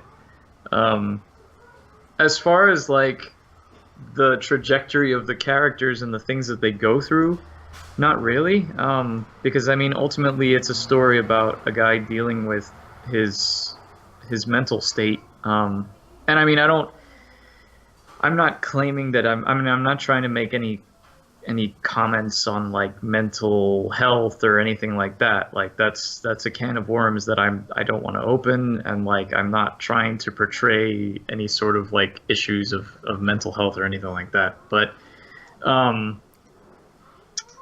it's basically just the guy is questioning his sanity. And, I mean, I don't know.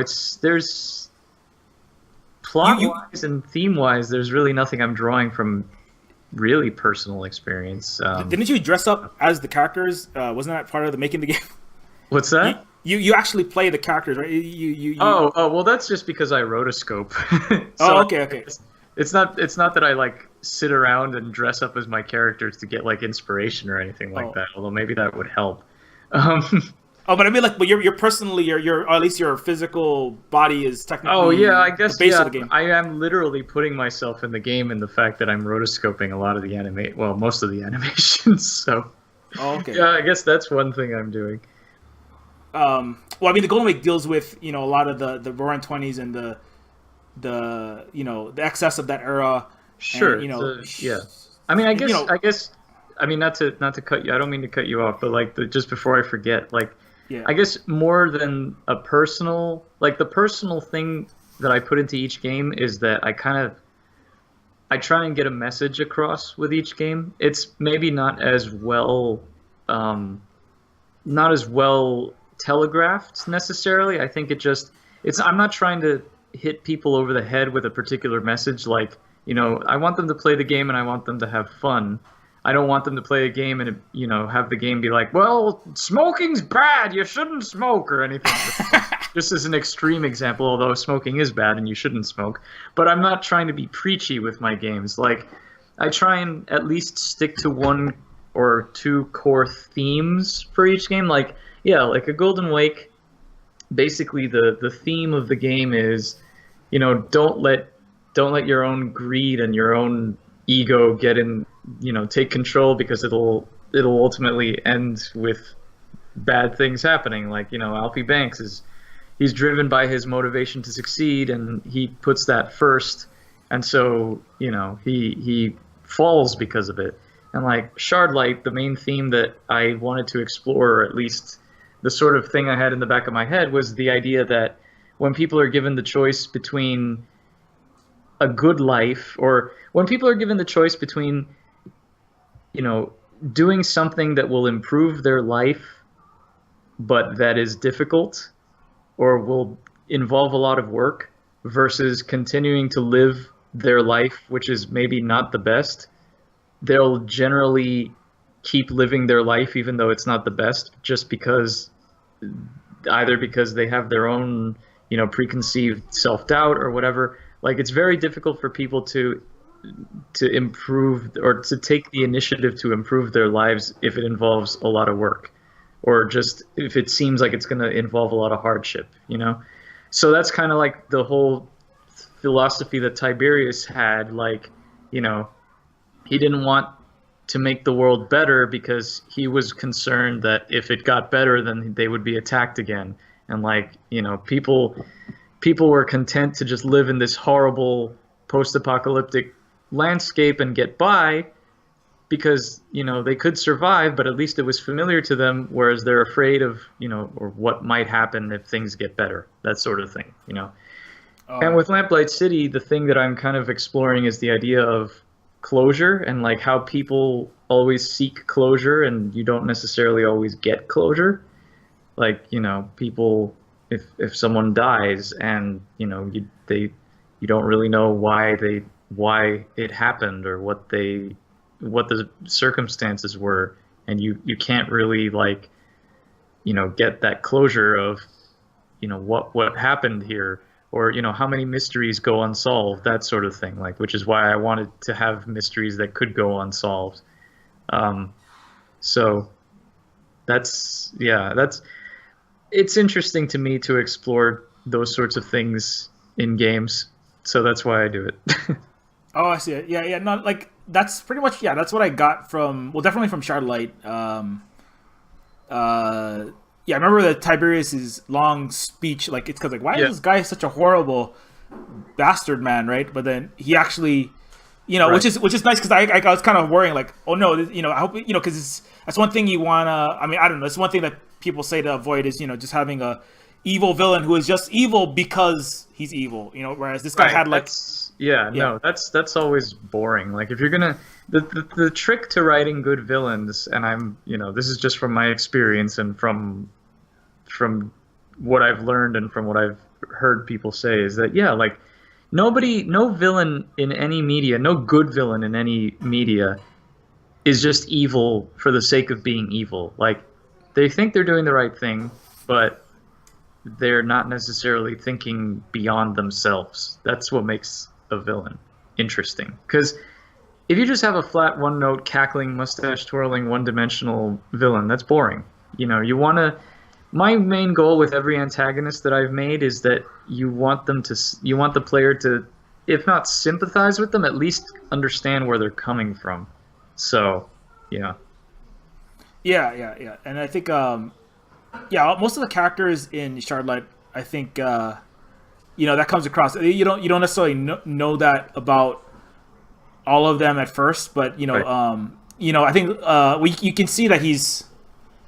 I remember throughout the game, you can see that Tiberius is talking to something or someone, right? Yeah. But you don't really see who that is, and I can't spoilers. I can't say anything, but that you know, then that what do you call it? I don't want to say, I can't say too much about it, but I'll just say that like that part of it, like it does, you know, it does make sense. And I mean, moving off, I kind of maybe branching from there. Like I would say, like when I'm writing the characters, I mean, I do like to think of, not to say that they're evil, but there are characters like in like say Near Future or in any of the games, and there are characters who have a lot of you know, let's call it post-traumatic stress disorder.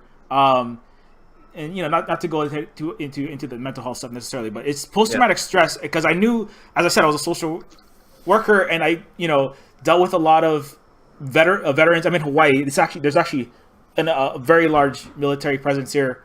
The number of, like, the house I'm living in, he was a former Army veteran, and the guy who, like, I got my car from was in the Big Island where I am now. There's like entire communities where they're just full of, like, you know, hippies. It's like the 60s never ended. There's bell bottoms. There's people who look like the Grateful Dead. There's like people swimming naked, and you know guys, you know. But there's like, you know, veteran poets on the side selling papayas on the side of the highway. And they're just and a lot of the characters, you know, they're just like, this one guy I talked to was inspiration for this character called the hippie Terminator. He's like, you know, he's an ex-Terminator. He's an EX-800, and he went to war. You know, got his legs. He went to 3 deployments in the second Dresden firebombing, which is like another future war that we're in the game. And he like got his legs shut off, but now he's reformed. You know, because he's got his bandana on. He listens to Hendrix every night, and you know, he has to heal his violent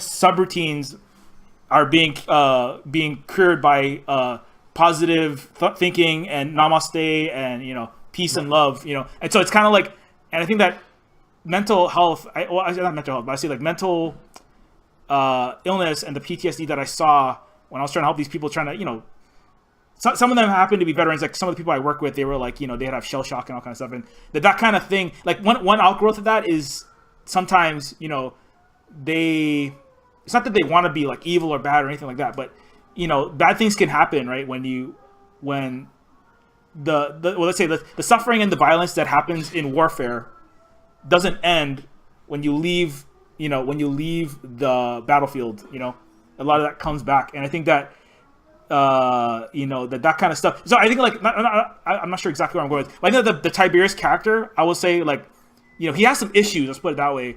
And so he's got subscriptions. Is what he's got.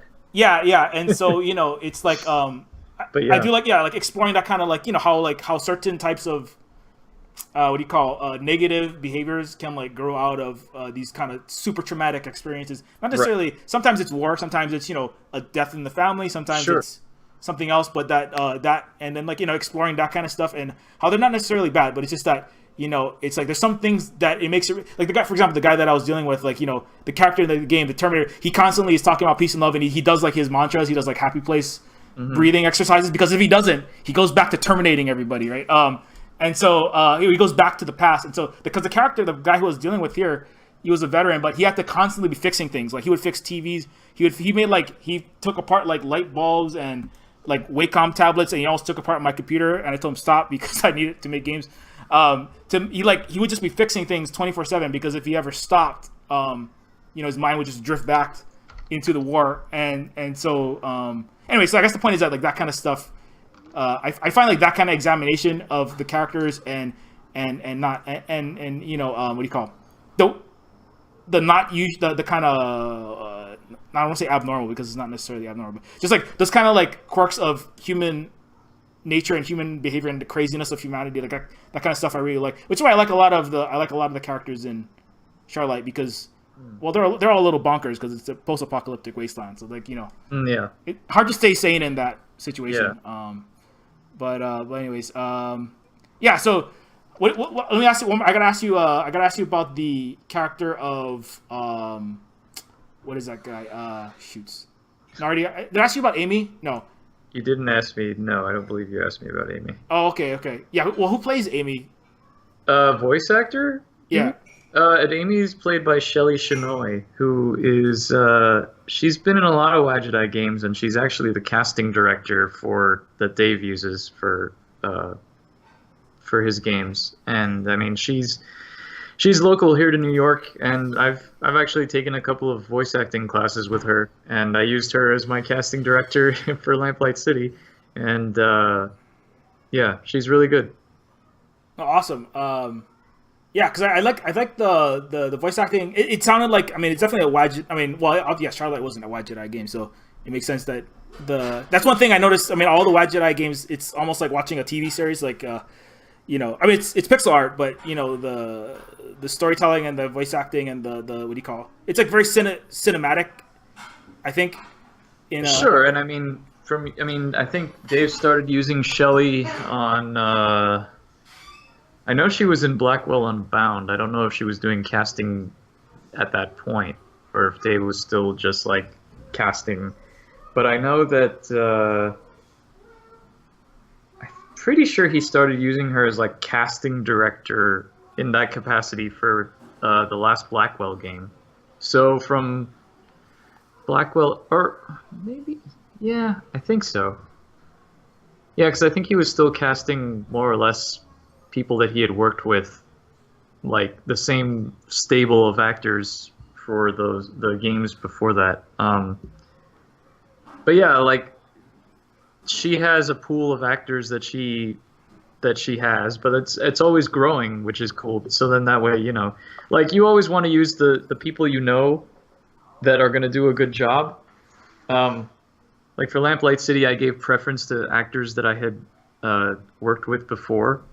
Although, I mean, we still did the audition process and everything, but like there were a few actors that I already had as like my number one choices. And in most cases, like, you know, I went with them. In some cases I didn't. But like, yeah, like I'm rambling a bit here, but like basically, yeah, like it's kind of like an anthology TV series in that, yeah, the games, a lot of them share casts because they're just good voice actors. Yeah. I mean, that was definitely one thing that struck me. I mean, because I'm big into, well, let's just say, like, I know Dave said Breaking Bad is one of his favorite TV series. I remember him talking about, you know, there's like he did a whole talk on, like, I think it was at Adventure X or something. The dinner table conversation was the dinner. That was like his whole thing was just about this, how Breaking Bad storytelling and, you know, used it as an example, right? So I think like that's one thing that I really liked, and with the point, and that's one reason why I jumped from, I was doing, you know, immersive sims like Deus Ex and first person shooters into point and clicks, because I was like, I wanted to make you know, a commercial game, and I was like, you know, I mean, I made a Deus Ex modification, Terminus Machina, and that took me like a year and a half, and that was, you know, I just reskinned some things, and you know, I built the world out and wrote the story, but I was like, and I can't sell that because it's all proprietary. And I was like, if I want to make a commercial game, it's got to be point and click. And then you know, I played Primoria, and I basically played a bunch of Wadjet Eye games, and I was like, wow, you can really tell like really great stories, and like I mean, to me, it's almost, you know, it's like as good as watching some, you know, prestige TV. I mean, to me, I think of it like, you know, the quality of the writing and the acting, and, you know, of course, you're not going to have all the special effects, and the production value is not going to be like, you know, It's not going to be like Netflix originals, but it's I mean, for me, the story, I mean, that's probably like my, you know, I come from science fiction writing. As I mentioned, I've met my wife on William Gibson board, and so like for me, that's the biggest part of it. So I remember watching playing the Wadjet Eye games. It was like the storytelling in that. I mean, I think, you know, there's other, you know, higher definition, there's better AGS games. I think there's some higher resolution games, but those are like the best storytelling experiences, and the characters are very so memorable. Like, I mean, like, well, I can't, you know, like Regis and Lao from Second Babylon, you know, I mean, Crispin and you know, all the characters in Primoria, Horatio, and you know, we already talked about Horatio, Amy, and Tiberius and Danton, like all these like that cinematic, you can get like a strong visual, almost like great TV show or great film quality visual storytelling, but with like 1/millionth the budget, Like that's that's kind of why I jumped into AGS. It wasn't, yeah. I was basically like, yeah, I want to tell a story, but nobody reads these freaking science fiction short stories, so I'm gonna make it an AGS game, and somebody's gonna read it, and thankfully some people have. Because, yeah, as like I like, and I like Primordia's art. It's like a very, the art style is unique. I mean, Victor Victor Flug. I can't know how to say his name, but the art style there was like so. It was like a melting. I'm a Geiger fan, so it looked like if Geiger used wax, Primordia was like that's what it's almost like a melting wax museum to me. So I thought that was really unique. Yeah, if it's kind of get that, it's like it's robots, right? But it's very organic in the sense that everything is rounded, curved, and there's like fisheye views, and so like I was like, yeah, and wow, like 100-something thousand people bought this game, and it took like 3 guys. They made it basically for fun. One guy could do this, I'm sure, over the course of a couple years. So anyway, so yeah, I mean, like I guess maybe that's the last thing before we kind of got to head out. But how about the art for Lamplight City? I mean, like. So obviously Ben did the art. Ben Chandler did art for Shardlight, but yes. It's so for Lamplight City. That's all you, right? Yeah. The art, and so how was that? Like, was that? I mean, like, because I liked it. It's different from Ben. You can tell it's a different signature, but it still looks really good. I mean, like it looks like professionally done. Like, thanks. Job. How was that for you? It was intimidating, but it's also been really good because the last game that I did all the art for was a Golden Wake, and I mean before that I had been working on the Ben Jordan games for however long those is 8 years, 2004 to 2012, yeah, and I had done all the art and stuff for those, and I had sort of getting better. Although you look at the old Ben Jordan games, and they're by no means good art-wise. So, I don't know, it's just kind of been a natural progression. Like, after I finished with that, I was doing the art on a Golden Wake, and, like, I felt that it was better than the Ben Jordan games, which it was, but I still had a lot to learn, like, perspective, for one thing. So, yeah, I just, from doing those, doing the art on that game, like, I originally was going to do the portraits on Shardlight, and I guess I was a little bit too self-confident because I thought that I could do them well, and it became pretty apparent that that wasn't the case. So, thankfully, Ivan Ulyanov was brought in to do the portraits, which came out amazing. They're leagues beyond anything I could have done at the time. So I kind of just thought, okay, well, I mean, obviously I have to focus on the writing and the design of Shardlight, but in the meantime, I was practicing and kind of doing my stuff because I kind of was under I figured that my next game I was probably going to do the art anyway. So I wanted to get to a point where I could feel that it was better. And so, yeah, I just practiced for, 2 years because the Golden Wake came out in October of 2014, and I started actually working on Lamplight City, like putting it together and stuff in about May of 2016. So yeah, during all that time I was just doing little practice sketches and like, trying to just get better at art to the point where I wanted to get a lot better than a Golden Wake, and I think I have. I mean, I think Lamplight City looks better than a Golden Wake. I mean, I'm playing around with double the resolution because it's 640 by 400.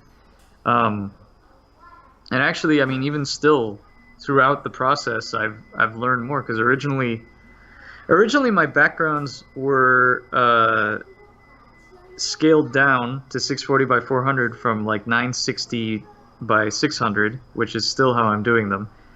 And the sprites were drawn at 320 by 200 and scaled up to 640 by 400, so they were still pretty pixely.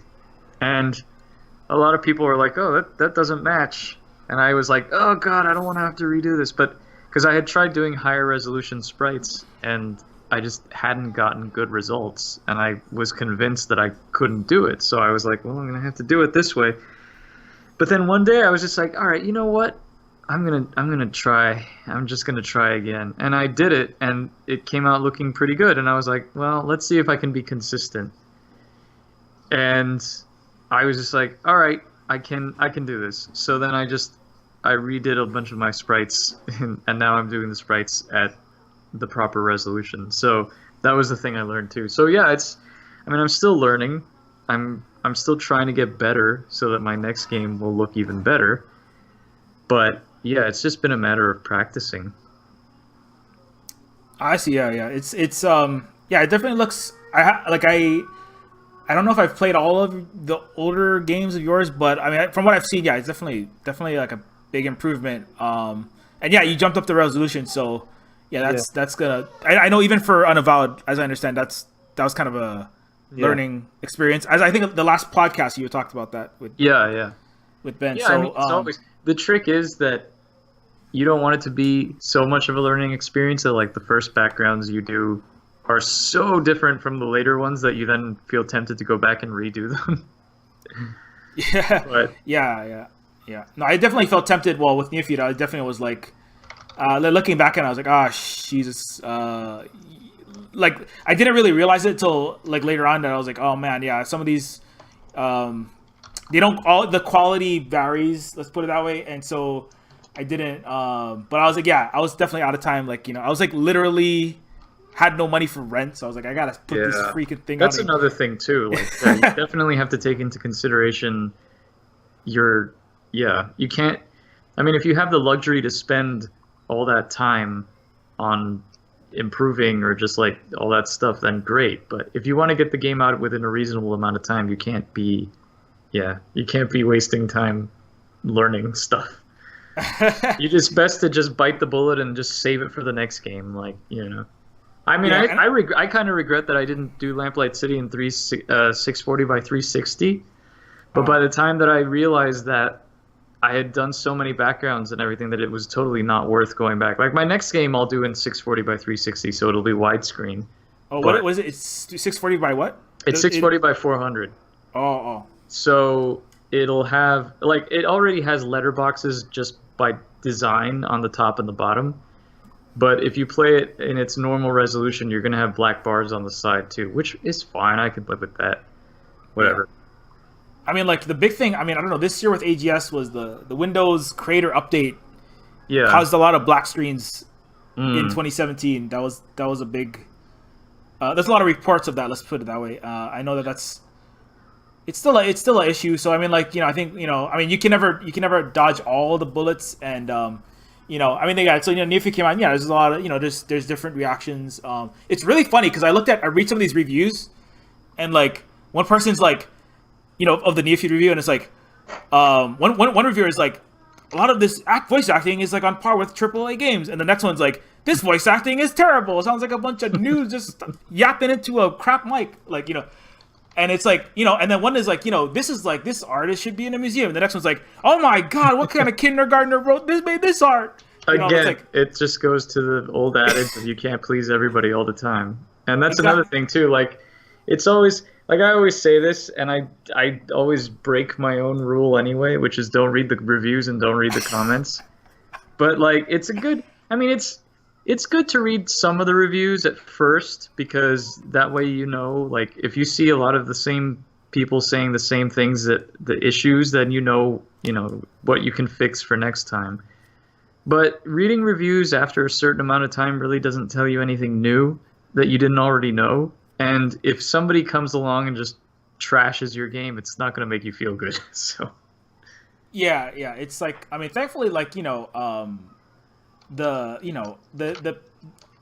I noticed that the people who tend to, I mean, you can tell, like, a review where they actually, like, they're giving, if they're saying something, this is not as good as it could be, it tends, you can tell if somebody really played the game. Well, a lot of them, they haven't actually played the game. A lot of the negative, the kind of, what do I want to say, like the bombers, they just kind of see a screenshot and they're like, I don't like this because of something that, and it's not, it's like a 2-second knee-jerk kind of thing, and yeah, that kind of stuff is, I mean, not helpful. But I just kind of keep in mind that it's like, these people are they're not the audience that's gonna be, buying the game, and and so it's like, yeah, whatever. I mean, there's always gonna be a half the planet or 99% of it, especially if you're in a point-and-click adventure game. It's like, yeah, it's like that's like 99.9% of the planet is not gonna be an adventure point and click adventure game player probably, or maybe 90%. Hopefully it's, you know, hopefully there's more, but I mean still, so most people are not going to be into it. And so I kind of take it like that. Sometimes I you can take it as a badge, you know. It's like, yeah, these really lame people don't like the game. That's good, because I want really nice and smart, intelligent people to like it, and most of them, you know, do. I like it, but if I do get criticism, like, you know, like if, you know, if somebody, you know, I mean, you know, if Markio Holland does, Chris, like, you don't know what you're doing, then I'm like, oh, then I'm like hanging myself, you know. But you know, but if some troll on the internet says something, it's not. It used to affect me more. I would read it, and I would be like, you know, you kind of get that instant, like, somebody burned my stuff, and I spent so much time, and I feel horrible now. But right. I notice I'm getting a thicker skin on it because of. Yeah, I mean, that's just from experience. You have to develop a thick skin, because yeah, that's the thing. Like, you make these games and you spend so long on them, and you put so much of yourself into them, and you put them out there, and like, someone just, oh, this is trash. It's like, oh, it's easy to be like, oh my god, I'm the worst. But yeah, but it's, you know, you just have to, you know, take it and move on. Yeah, just take it and move on, and then but yeah, okay. So before I go, I have to thank you also, because I requested that you put string sections like in Arcanum of Steamworks and Magica Obscura. So thanks for. Sorry, I didn't have. I probably should have kickstarted, and that should have been a tier. Like, Grundislav will add in strings if you kickstarted at $100 level. So better luck next time on making. Well, thanks for doing that. Where did you get that strings, by the way? Oh, that's my musician, Mark Bennis. I actually met him here in New York through an organization called Playcrafting, where I've shown the game. And he was telling me how, like, you know, we were talking a little bit about it, and he's like, oh man, if this is what you want to do, like, I'm your guy. Because I had told him that I originally wanted to have like a live string quartet do all the music if I could. But obviously that would have been super expensive. But like, he sent me his some examples of his stuff, and like his digital samples and stuff were really good. So I was like, oh, this is great. So like, he sent me some stuff. He's like, do you like Bernard Herrmann? I'm like, I love Bernard Herrmann. I love all those old Hitchcock movies and Bernard Herrmann scores. Yeah. He's like, oh yeah, that's kind of what I was thinking of doing. And I was like, oh, by all means. So yeah, he's doing a great job, and I'm really excited about like how the music's going to turn out, because I think it's going to sound really unique. I don't think there's really been many adventure games that sound like an old Bernard Herrmann Hitchcock movie, and this one does. So yeah. I mean, in the trailer, so he did the trailer music also? He did, yeah. That's funny, because he sent me a few like sketches, for lack of a better term, of music the other day. Because I had told him that I was going to put a trailer together. Yeah, I actually put the trailer together for the Playcrafting Awards, and like they had asked me if I had any like exclusive content to debut. And I was like, yeah, I can put together a little teaser trailer. And I had messaged him, and I was like, listen, I'm going to be putting together a trailer. I'm going to have like custom narration for it. I'd like to have a custom, you know, tune for it. And he was like, oh, cool. So I gave him kind of the idea of what I was thinking of. He's like, all right, cool. I'll get on that, but I'm finishing up some of the tracks that like I'm putting together some stuff for you to listen to. I'm like, okay, cool. So he sent me them. He sent me like 5, I think, and I loved all of them. But then there was the one that was what eventually ended up becoming the trailer music. It was like, he's like, yeah, I just did this. This is just like a, you know, like an intense kind of chase kind of sounding thing. So I listened to it, and I was like, I can't really think of a good place for this in the game, but this sounds like it would make a really good trailer backing music. Oh, so I was like, this sounds great for a trailer. Can we rework it a little bit? Like, can we make it a little bit faster and like, you know, sort of rework the ending? He's like, yeah, sure. So he did, and that's what ended up going into the trailer. Oh, I see. Yeah, no, I was like, so yeah, this is like yeah, it was a very happy accident. Yeah, no, I was listening to like, I've never seen a trailer for anything with music quite like that. I mean, I haven't seen a trailer for a Hitchcock movie because I wasn't alive when he was making movies. Sure. But I could, you know, I mean, like it did.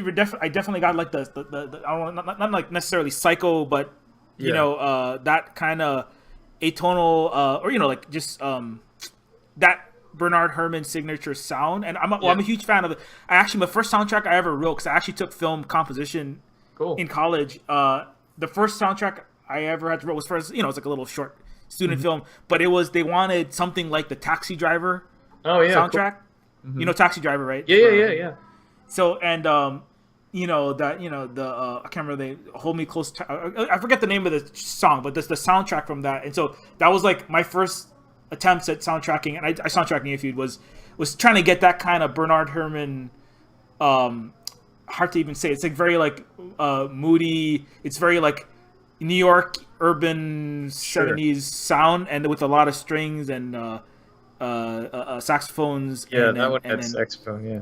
Yeah, just that certain tone, and then I'm a huge fan. I still like the Taxi Driver. The theme from that is like in my short list for iPods songs, and so yeah, that's like I really like that, and that's part. I mean, I really like the fact that Arcanum's use of the strings and because I what I don't like, I mean, from a musical perspective, because I played in a lot of bands, and as I mentioned, I studied film composition. My degree is actually in music and programming and digital programming. So what I don't like in games is soundtracks that are just kind of that really you can tell they got the $1 million sample thing. They got the artificial intelligence, super expensive music technology that auto generates melodies for you based on the emotion of the face and the lip syncing. All this and it's like really amazing technology, but really generic. It's like generically expensive music. Right. I really dislike that. I really dislike generic, ambient. I'm just some kind of, I'm like a Hans Zimmer ripoff, 87 giant Batman trumpety, exploding synthesizers and I mean, I like the Blade Runner 2049 soundtrack, but sometimes I feel like it didn't have that signature. It didn't quite have the uniqueness of the original. I don't know what you thought about it, but yeah, I thought they should have just brought Vangelis to do it again, but they did a decent enough job. Yeah, he did a I think it was Hans Zimmer did, and he did a good job, but at times it kind of gets a little. Gets a little. My eardrums exploded. I think of a couple but it's yeah. So I mean, so I guess the point there is that I really like the music of Arcade, and I like the music in the trailer that I heard. It was like I like that whole kind of most trailers nowadays is kind of like thumping, accelerating. Big drums and then exciting finish a lot of the time, or there's like 3 or 4 kind of canned trailer music templates, and then you kind of add a little bit of if it's like a edgy thing, you add some rock or distortion for a horror game. If you have a historical game, that bass drop that's just like the boo, boo, which is terrible. Freaking Transformers, that's why. God damn it. It made so much money and now everybody's borrowing it. So yeah. So I mean, I was like, I really liked it a lot. I think if I ever make a Taxi Driver detective-y game, I'm gonna call your friend up. If I can borrow him for a second. Sure. I mean, if you want the New York sound, he's in New York. So there you go. I've been to New York once. Back in when I was in what was it? I was a STEM teacher, and I went to. It was actually the American Museum of Natural History. Yeah, sure. Yeah. I did it was actually a game making course in the AMNH, making prehistoric dinosaur ecosystems. It was virtual worlds or something. And it was like a 1 week thing that's the one time I was there, and it was paid for by a rich billionaire from Silicon Valley that retired to Hawaii, and he spent $80,000 on all of us.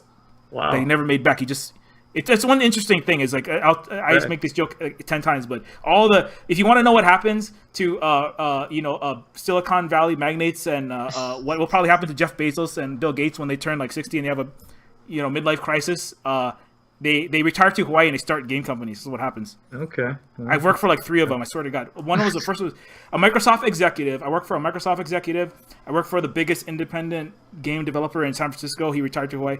And Hank Rogers, who owns Tetris. I don't know if you know who that is, but no, I don't. But okay, cool. He lives in Hawaii also. Yeah, he surfs at my spot, and I have to hip check him on the waves. But But yeah, anyway, so yeah, so I mean, yeah, I'm definitely gonna make it up to New York and what's his name again? The music guy. His name is Mark Bennis. You can check out his stuff. He has a website, markbennis.com. That's Benis.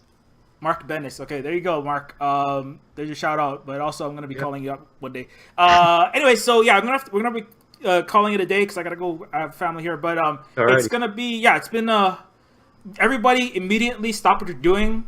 Stop listening to this podcast. Go to Steam, look for Lamplight City, add Lamplight City to your wish list right now because this game is like, I mean, I'm not bullshitting here. I was joking about collecting all the Wadjet Eye games because I really do like Shardlight. I actually wrote a review in my blog like last year, and I think that was like the only review I've ever written on my blog. So I do honestly really like Shardlight, and Lamplight City is from everything I've heard and seen. Like I will be honest, I'm a Cyberpunk guy, so I'm not the biggest alternate history buff, but I mean I really like all the concepts, the detective. The way the game is set up, the 5 cases with different solutions, and you can get it wrong. I am really excited about that. I'm gonna day one purchaser, obviously. So get your ass into Steam and wishlist this game, please. Thank you. And yeah, so it's been a really. You. Thank you. Yes. Yeah. So full disclosure, I'm not applying for a job with Dave or anything like that. I'm still Silver Spook Games. So well, I couldn't get you a job with Dave anyway because I'm not with Wadjet Eye anymore. So yeah, there you go. So there you go. All you freaking everybody. I posted something like, Mark, Primordia is like, hey, Near Future's an interesting game, and I posted somewhere and it was like, oh, good job, nice fake review, asshole. And I was like, what? What the hell, man? Just go to freaking Twitter. Take 2 seconds out of your tiny little troll life and go to Twitter and look up a freaking thing instead of commenting on it. You piece of internet bad stuff. So anyway, so yeah, I'm totally honest. I like this guy's stuff. And I've actually never talked to Francisco before. I followed him. I stalked him a lot on AGS and elsewhere, but and on Twitter. So yeah, it's been amazing to finally get to talk to you and hear about your games. And yeah, it was great talking to you too. Thanks for asking me on. Yeah. No problem. And we'll talk to Ben one of these days. One day. Yeah. And Blue Cup Tools podcast. So yeah, if you haven't heard it, Blue Cup Tools podcast is the podcast where Francisco Gonzalez and Ben Chandler talk about game development. We talk about everything and nothing at the same time. There you go. We try and talk about adventure game design theory and stuff like that. But usually it's just a bunch of giggling and jokes and talking about Baldur's Gate. Yeah, you should just call it the Baldur's Gate podcast. About Baldur's Gate. He should just start his own Baldur's Gate podcast. I'm sure he gets some followers. It's a big game, but yeah, it's a great podcast. I mean, I'll be honest. I did learn, like it was helpful when I was learning about AGS because as I mentioned, I'm kind of new to it, relatively speaking. I've been making games for 20 years, only 3 years in adventure games, and so point-and-click adventure games. So I learned a lot of techniques that I probably would have learned it eventually, but it would have taken me like 10 times longer to go dig up all this kind of stuff. So there's a lot of, if you are making point-and-click adventure games and anything in AGS, it is really a helpful podcast as a learning, educational podcast to listen to. So check it out. Yeah. Anything else you want to add? Where can we find you, or where's the best place to find you? Well, if you want to follow me on Twitter, I'm at Grundislav Games. That's Grundislav Games, all one word. You can also check out my website, which is Grundislavgames.com. Or you can just go to lamplightcity.com if you want to check out Lamplight City specifically. Yeah, that's about it. Awesome. Yeah, so thanks everybody for listening to the Silver Spook podcast. Do you have any jokes you want to tell? That really, really good jokes? No, you've heard my jokes. They're terrible. Something about spooks again? No, I was kidding.